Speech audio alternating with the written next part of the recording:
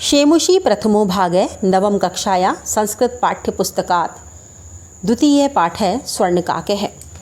शेमुषी नामक पुस्तक के प्रथम भाग कक्षा 9 की पाठ्यपुस्तक से उद्धृत है। द्वितीय पाठ स्वर्ण काके है यानी सोने का कौवा। आइए बच्चों ये पाठ पढ़ते हैं।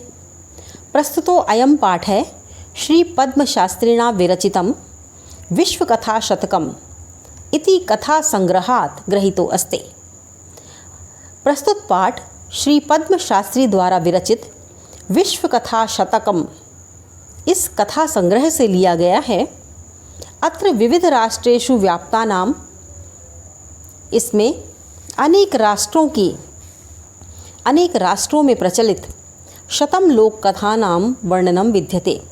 100 के लगभग लोक कथाओं का वर्णन है। एषा कथा वर्म म्यांमार देशस्य श्रेष्ठा लोक कथा अस्ति। यह कथा म्यांमार देश की सबसे श्रेष्ठ कथा है, उत्तम कथा है। अस्यां कथायां लोभस्य दुष्परिणामः तथा च त्यागस्य सुपरिणामः स्वर्ण पक्षकाक माध्यमेन वर्णितो अस्ति। इस कथा में लोभ के दुष्परिणाम, लोभ करने, लालच करने की बुरे परिणाम और लालच के त्याग की अच्छी बात या अच्छे परिणाम के बारे में स्वर्ण पक्ष काक के माध्यम से यानी सोने के पंख के कौवे के माध्यम से वर्णित किया गया है, बताया गया है। अब कहानी प्रारंभ होती है। चलिए कहानी प्रारंभ करते हैं। पुरा कश्मीश्चित ग्रामे एका निर्धना वृद्धा स्त्री न्यवसन। पुराने समय में किसी गांव में एक निर्धन वृद्धा स्त्री रहती थी, एक गरीब बूढ़ी महिला रहती थी। तस्या च एका दुहिता विनम्रा मनोहरा च आसीत्। उसकी एक बेटी थी, बहुत ही सुंदर और विनम्र। एकदा माता स्थाल्यां तंडुलान निक्षिप्य पुत्रीम आदिशत। एक बार माता ने थाली में चावलों को रखकर पुत्री को आदेश दिया, सूर्यातपे तंडुलान खगेभ्यो रक्ष, कि सूर्य के आतप में यानी धूप में रखे हुए इन चावलों की पक्षियों से रक्षा करो। किंचित कालांतरम एको विचित्र काकः समुड्डीय तस्या समीपम अगच्छत। कुछ समय बाद एक विचित्र कौवा उड़कर उसके समीप आ गया। नैतादृशः स्वर्ण पक्षो रजत चंचु स्वर्ण काकस तया पूर्वम दृष्टः। इस प्रकार का सोने के पंखों वाला, चांदी की चोंच वाला सोने का कौवा उसने पहले कभी नहीं देखा था। तम तंडुलान खादंतम हसंतम च विलोक्य बालिका रोदितुम आरभ्य। उसे चावल खाते हुए देखकर, हंसते हुए देखकर बालिका रोने लगी। तम निवारयन्ती सा प्रार्थयत, और उसको नहीं खाने के लिए वह प्रार्थना करने लगी और कहने लगी, तंडुलान माँ भक्षय, चावलों को मत खाओ, चावलों को मत खाओ। मदीया माता अतीव निर्धना वर्तते। मेरी माता बहुत गरीब है। स्वर्ण पक्षय काकः प्रोवाचः। सोने के पंखों वाले कौवे ने कहा, माँ शुचः, चिंता मत करो। सूर्योदयात् प्राकः ग्रामात् बहिः पिप्पल वृक्षम अनुत्वया आगंतव्यम। कि चिंता मत करो, सूर्योदय से पहले गांव के बाहर पीपल के वृक्ष के नीचे तुम वहां आ जाना। अहम तुभ्यम तंडुल मूल्यम दास्यामि। मैं तुम्हें इन चावलों की कीमत दे दूंगा। प्रहर्षिता बालिका निद्रामपि न लेभे। खुशी खुशी में उस बालिका को नींद भी नहीं आई। सूर्योदयात पूर्वमेव सा तत्रोपस्थिता। सूर्योदय से पहले ही वह बालिका वहाँ उपस्थित हो गई। वृक्षस्य उपरि विलोक्य सा च आश्चर्यचकिता संजाता। वृक्ष के ऊपर, पेड़ के ऊपर देखकर वह आश्चर्यचकित हो गई। यत तत्र स्वर्णमय प्रासादो वर्तते, क्योंकि वहाँ पर सोने का एक महल था। यदा काकः शयित्वा प्रबुद्धस्तथा तेन स्वर्ण गवाक्षात् कथितम।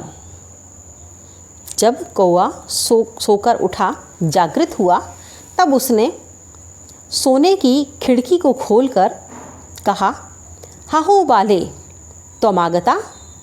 अरे बालिका, तुम आ गई, तिष्ठ, बैठो। अहम त्वत्कृते, तिष्ठ, रुको। अहम त्वत्कृते सोपानम अवतारयामि, मैं तुम्हारे लिए सीढ़ी उतारता हूँ। तत्कथय स्वर्णमयम रजतमयम ताम्रमयम वा, तो तुम्हें कौन सी सीढ़ी पसंद है?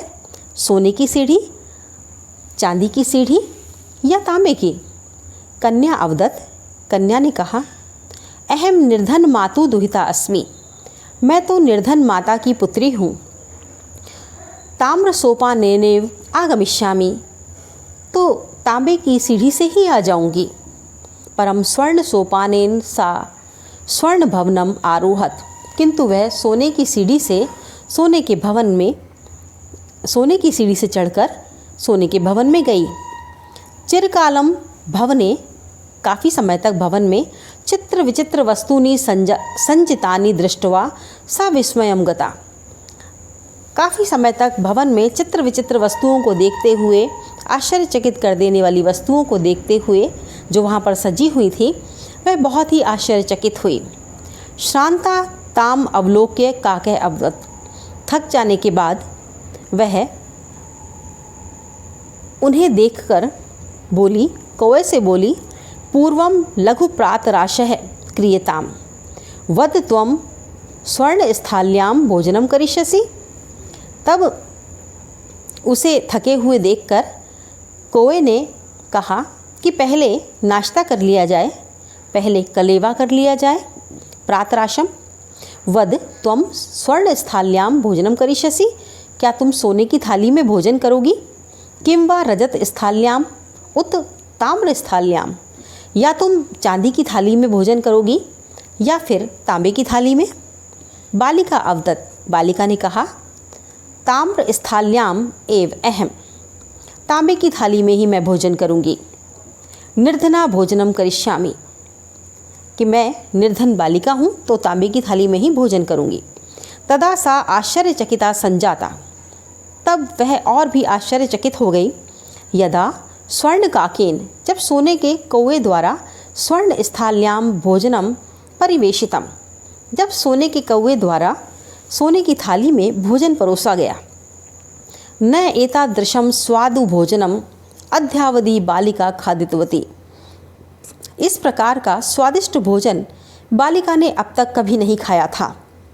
काको अवदत्, कौवे ने कहा, बालिके अहम इच्छामि, बालिका मैं चाहता हूँ, यत तुम सर्वदा अत्रैव तिष्ठ, कि तुम हमेशा यहीं रह जाओ। परम तव माता तो एकाकिनी वर्तते, लेकिन तुम्हारी माता भी अकेली हैं। अतः त्वं शीघ्रमेव स्वगृहं गच्छ, इसलिए तुम जल्दी ही अपने घर चली जाओ। इत्युक्त्वा काकः कक्षाभ्यन्तरात् तिस्रः मंजूषा निस्सार्य ताम प्रत्यवदत्, इसके बाद कक्ष के अंदर जाकर, कमरे के अंदर जाकर कौवे ने 3 संदूक निकाल कर लाया। कौवा 3 संदूक निकाल कर लाया और कहा, बालिका यथेच्छम ग्रहाण मंजूषाम एकाम, आपकी जो भी इच्छा हो उसमें से यह एक संदूक आप ले लो। लघुतमा मंजूषा प्रगृह्य बालिकया कथितम, सबसे छोटी संदूकची लेकर बालिका ने कहा, इयत एव मध्य तंडुलानाम मूल्यम, कि मेरे चावलों का मूल्य तो बस इतना ही है। गृहम आगत्य तया मंजूषा समुद्घाटिता, घर आकर उसने उस संदूकची को खोला। तस्याम महारहाणि हीरकानि विलोक्य सा प्रहर्षिता तद्धिन उद्दिनिका च संजाता, उसमें बहुत सारे हीरे मणि इत्यादि देखकर वह बहुत ही खुश हो गई। तस्मिन्नेव ग्रामे एका अपरा लुब्धा वृद्धा न्यवसन, अब दूसरी किसी वृद्धा की कहानी प्रारंभ हो रही है कि उसी गांव में एक दूसरी बहुत ही लालची बूढ़ी महिला रहती थी। तस्या अपि एका पुत्री आसीत, उसकी भी एक पुत्री थी। ईर्ष्या सा तस्य स्वर्णकाकस्य रहस्यं ज्ञातवती, ईर्ष्या के कारण उसने स्वर्ण काक का यानी सोने के कौवे के रहस्य को जान लिया। सूर्यातपे तंडुलान निक्षिप्य तयापि स्वस्युता रक्षार्थम नियुक्ता। उसने भी धूप में चावलों को रख दिया और अपनी पुत्री को रक्षा के लिए वहाँ पर नियुक्त कर दिया। तथैव स्वर्ण पक्षय काके तंडुलान भक्षयन तामपि तत्रैव आकारयत। वहाँ पर भी सोने के पंखों वाले कौवे ने चावलों को खाकर उसे भी वही कहा। प्रातः तत्र गत्वा सा काकम निर्भर्त्स्यन्ति प्रोवाचयत। और प्रातः वह कौवे के पास गई और जाकर उसे धिक्कारने लगी और कहने लगी, भो नीच काक है, अरे नीच काक, अहम आगता, मैं आ गई हूँ, मह्यम तंडुलम मूल्यम प्रयच्छ, मुझे मेरे चावलों का मूल्य दो। काको अब्रवीत, कौवे ने कहा, अहम त्वत्कृते सोपानम अवतारयामि, मैं तुम्हारे लिए सीढ़ियाँ उतारता हूँ। तत्कथय स्वर्णमयम रजतमयम ताम्रमयम वा, तो तुम बताओ कि सोने की सीढ़ियाँ उतारूँ, चांदी की सीढ़ी उतारूँ या तांबे की सीढ़ी। गर्वितया बालिकया प्रोक्तन, गर्व और घमंड से भरी हुई उस बालिका ने कहा, स्वर्णमयेन सोपानेन अहम आगमिष्यामि, मैं तो सोने की सीढ़ी से ही आऊँगी। परम स्वर्ण काकस तत्कृते ताम्रमयम सोपाने प्रायच्छत। लेकिन स्वर्ण काक ने, सोने के कौवे ने उसके लिए तांबे की सीढ़ियाँ उतारी।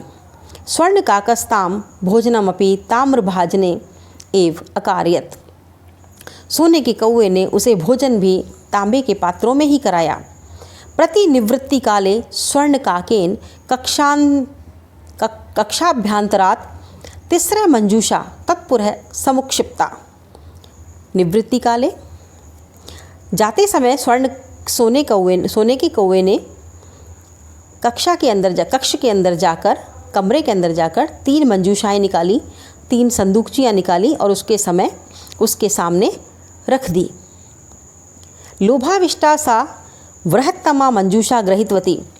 लोभी और लालची उसने सबसे बड़ी संदूकची उठाई। गृहम आगत्य सा तर्षिता, यावत् मंजूषाम उद्घाटयति तावत् तस्याम भीषण कृष्ण सर्पो विलोकित।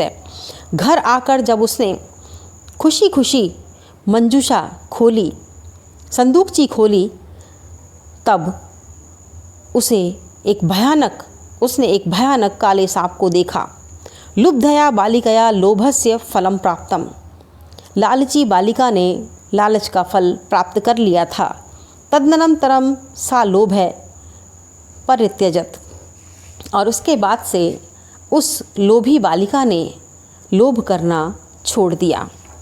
तो बच्चों, ये कहानी है स्वर्ण काके, सोने के कौवे की कहानी, जो हमें शिक्षा देती है कि हमें कभी भी लोभ नहीं करना चाहिए।